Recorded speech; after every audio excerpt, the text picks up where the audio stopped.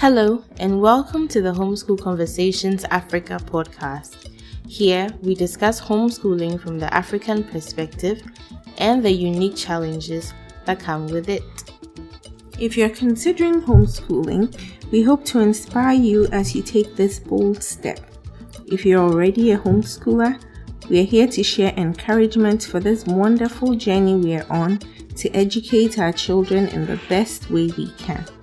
We are your hosts, Jifa Andam and Carissa Nete Mabel. Let's dive right into today's conversation.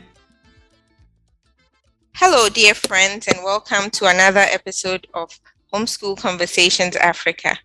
Carissa and I are happy to welcome you today, and we are excited to have with us today a friend from Accra, Ghana, Amma Nartey, who's going to share her homeschooling journey with us.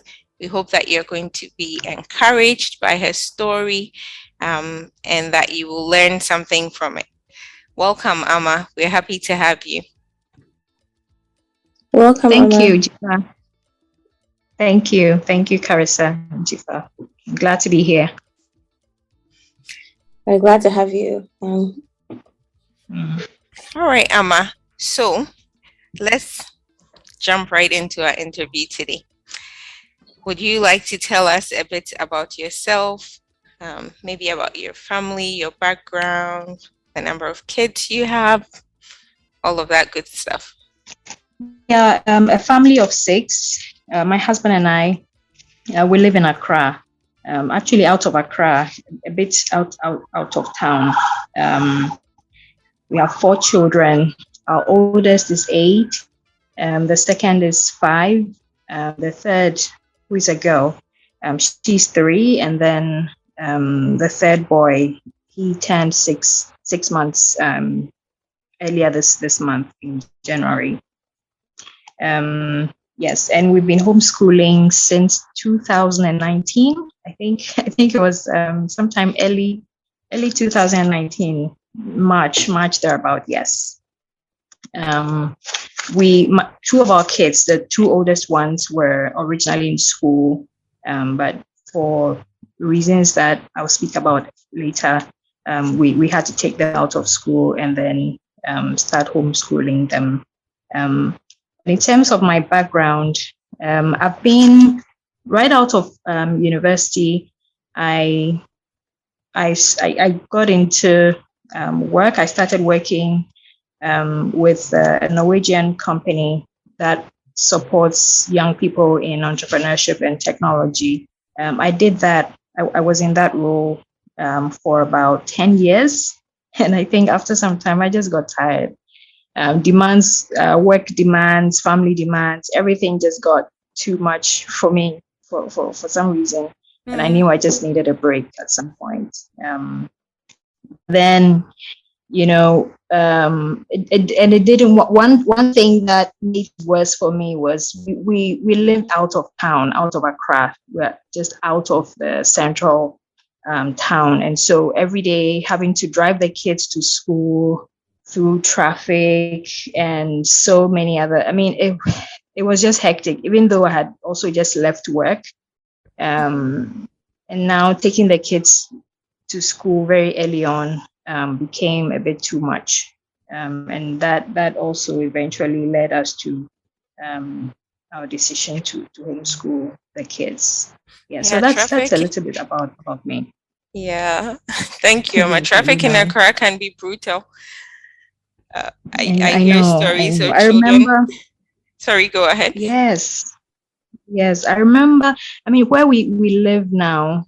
The first time when we moved there, this was about maybe about 8 years ago. It would take me about 15 minutes to drive to work, and it was so easy. As I speak today, it can easily take me 3 hours to go to do the same distance. Wow. It's just gotten out of control. It's out of hand. Yeah. Wow, that's really augmented. And that's a real valid reason. I think you're not the only one I've heard say this, that the distance, just trying to get your children to a good school and back, because there may be schools in your neighborhood, but they may not be the school that you want your children at, right? So trying to get your children to the school that you want and back alone. It's like a journey every day, and that alone can take its toll on the kids, yes, and you. So that in itself is a reason to homeschool. Just imagine the early mornings and sleeping in the car and probably getting to school and grumpy mood. I mean, the kids were like Carissa. What everything you've said is just so right. You're spot on. Would have to wake them up around 4 a.m, get them ready, dress them up, and then sit in the traffic. I mean, they would always sleep in the car before we get them to school. And after a while, we started to notice, that there was some frustrations. They were always tired, just grumpy, and attitudes were changing. They were always just, things were just off.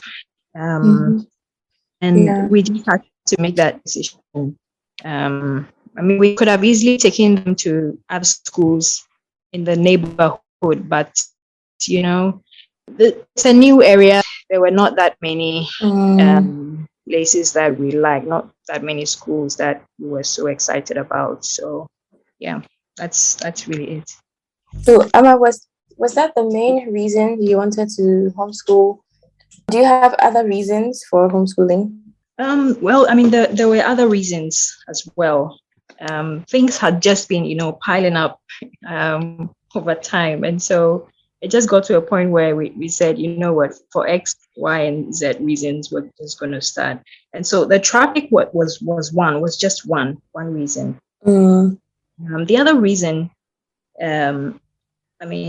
was that we had several things. There are several things that didn't work for us at the school. There was always something. There was always something that we disagreed on with the school. Maybe it was just us, but I don't know what experience other parents have. The first school where our kids were, this was a great school. We loved it. The schedule, the environment, it was all really good. My husband and I really loved the place. But then for some reason, it was just one conversation with another parent who had an experience. She had gone to ask the school why they don't pray in the classes, and the response from admin was that it's a secular school, and so praying is not allowed. Like no forms of religious activities were gonna take place in the school. I mean, it's not a. It sounds like not a big deal, but then it took us by surprise for a number of reasons. And so we thought we got a chance to also speak with the school administrators. They confirmed it, and I think we were just a little bit disappointed that we believed that, or we still do believe that the beliefs, our spirituality, our academics, the life that we live are all intertwined, and they all help us form the decisions that help us live, more fruitfully. And so if we're going to raise our kids in a school where, prayers and all these things are not allowed, we were just, we just thought that, no, this was not right.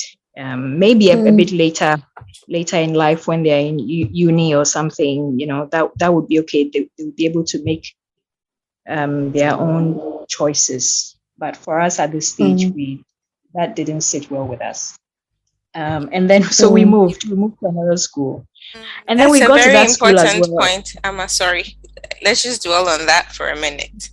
Because for us as Christians, I mean, we don't hide it that on this podcast. We are Christian. We are Christian. I mean, Carissa and I, and that is a very important thing, because somebody might be listening and thinking, well, really, would you move your child for that? Is it that big of a deal? Yeah, but it is, because like you rightly said, our lives are not in segments that do not do not what's the right word to use, mix or intertwine, right? Intertwine. Yes. Yeah. Yes. So what we do in school affects how we live at home, and vice versa, and church and everything. It all works together.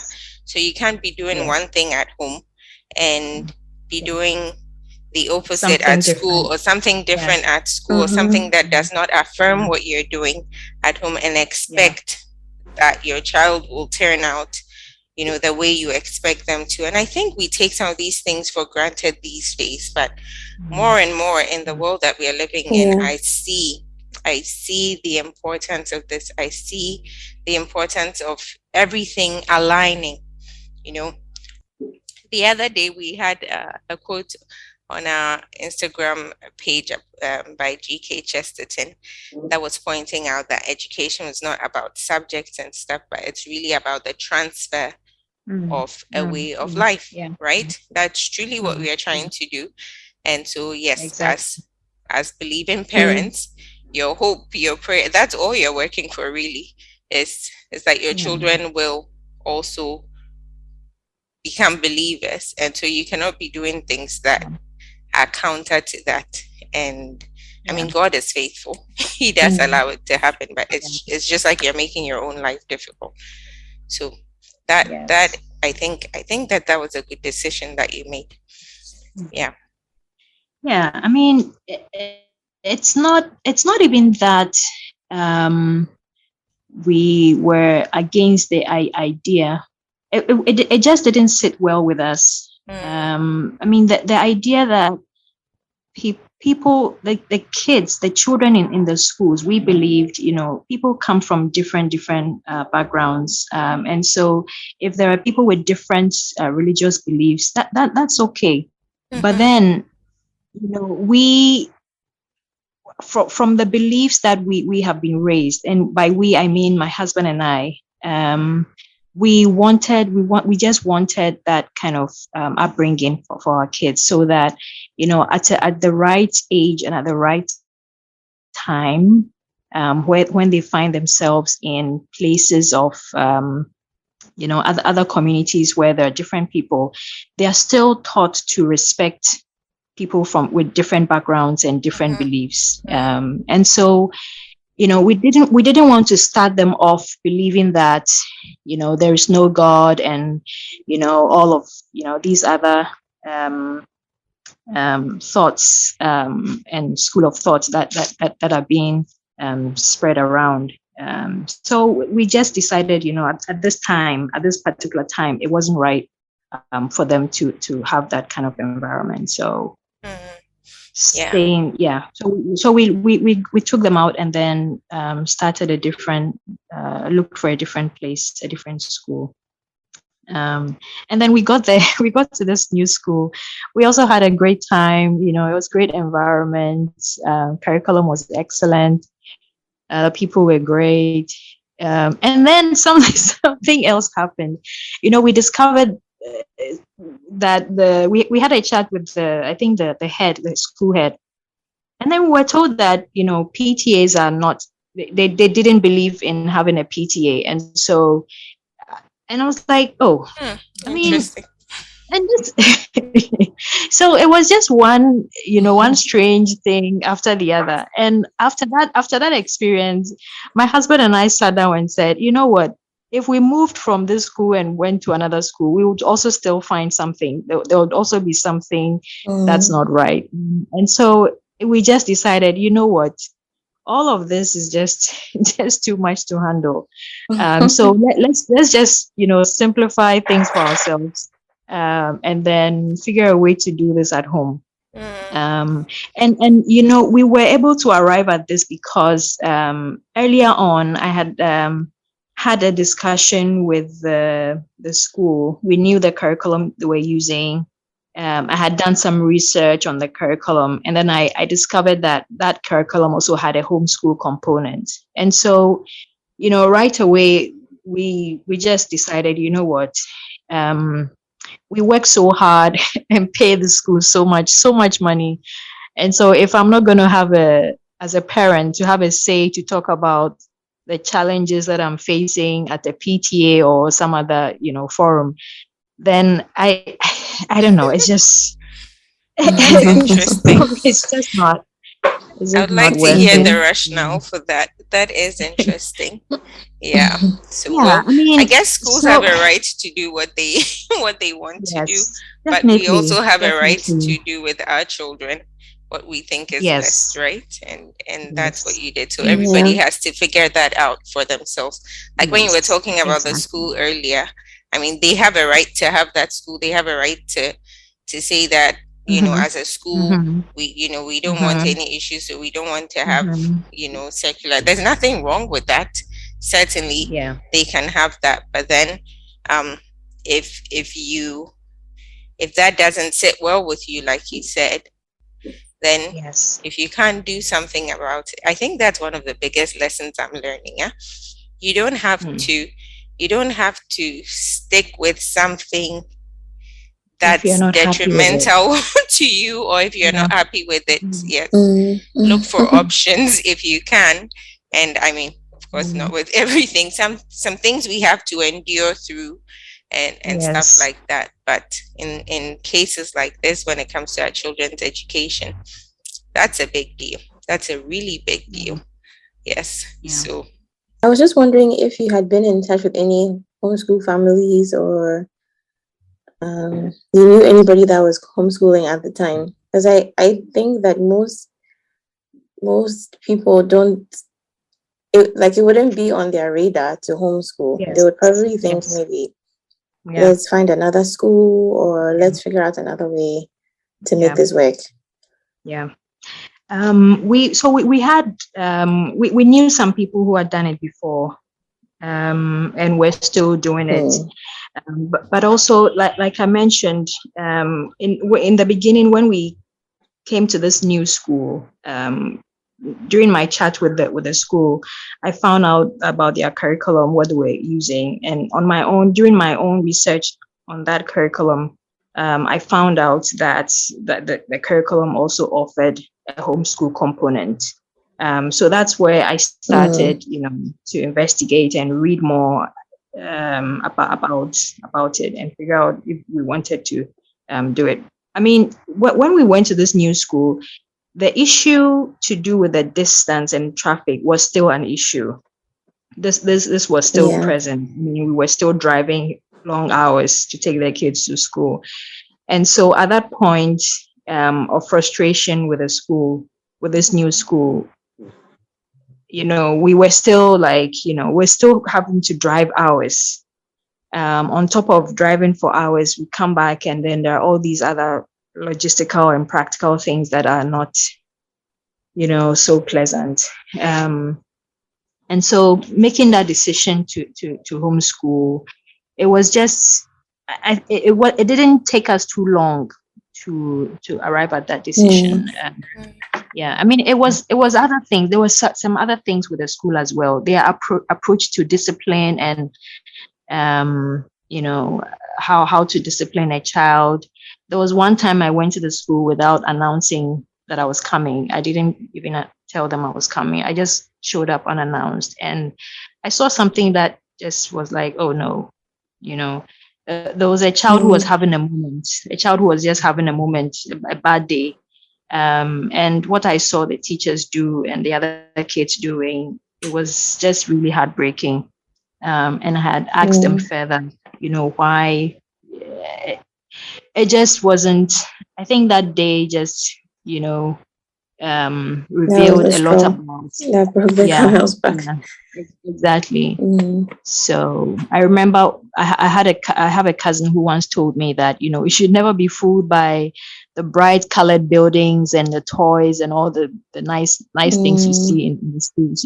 Sometimes when you dig a little bit deeper on their own philosophies and why they do things the way they do, you learn, you'd be surprised that their thinking and how they approach things. So because we had friends who were homeschooling, and then I had already been reading about this curriculum and their homeschool component, we were looking for a way out, especially because of the traffic, mostly because of the traffic. The traffic was just, it was a lot. I mean, I'm not a big fan of driving, plus to have the kids every morning before you get to school, 2 hours in a car, just sitting and watching the roadside was just too much. Yeah. Field trip every day.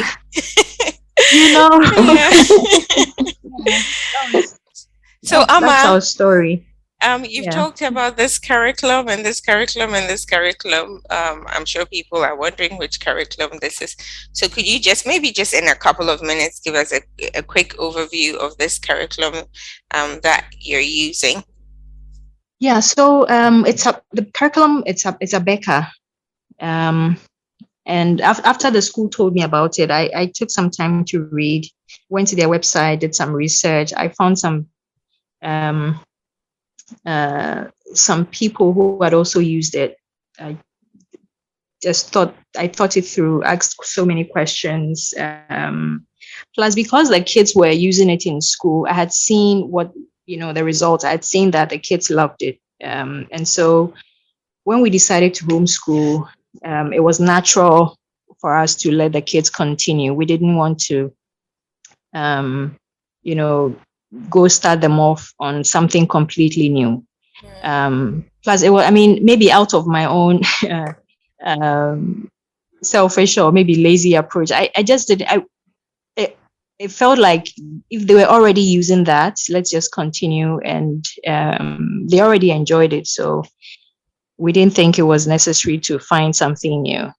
With that said, I had considered during my homeschool research, I'd known about the other ones like the Charlotte Mason approach. I'd learned about Memoria Press, Veritas Press, and several other ones. And, I was attracted to some of the other ones. There's also Sunlight. I also learned about Sunlight. I was actually very attracted to Sunlight. But then again, we went back and said, they're already using Abeka, so let's just, continue with it. So that was how come we stuck to that. And Abeka is don't simply, fix it.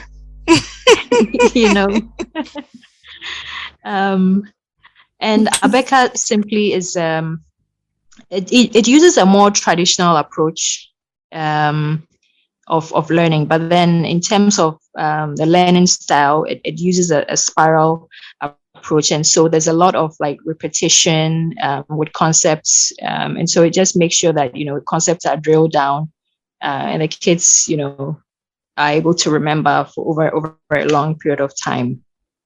So that's in very, very simple terms, that's what Abeka is. In terms of how it works, we have the content is delivered in two ways. You can either have the DVD or streaming, or you can also just get the parent-led edition, which is you buy the books and then you teach the child yourself. But because I had no prior experience with being homeschooled, I also am not a teacher. I'm not like a professionally trained teacher. We felt like, okay, maybe the DVD option would work for us. So we do the DVD option. Another thing that comes with Abeka is that you can either choose to do an accredited version or an unaccredited version. So that's one thing that we also liked about it. So that in the future, if going to college, we can easily get the accredited version and then be able to produce our transcripts and all that. So that's really all the things that made us decide to stick with this.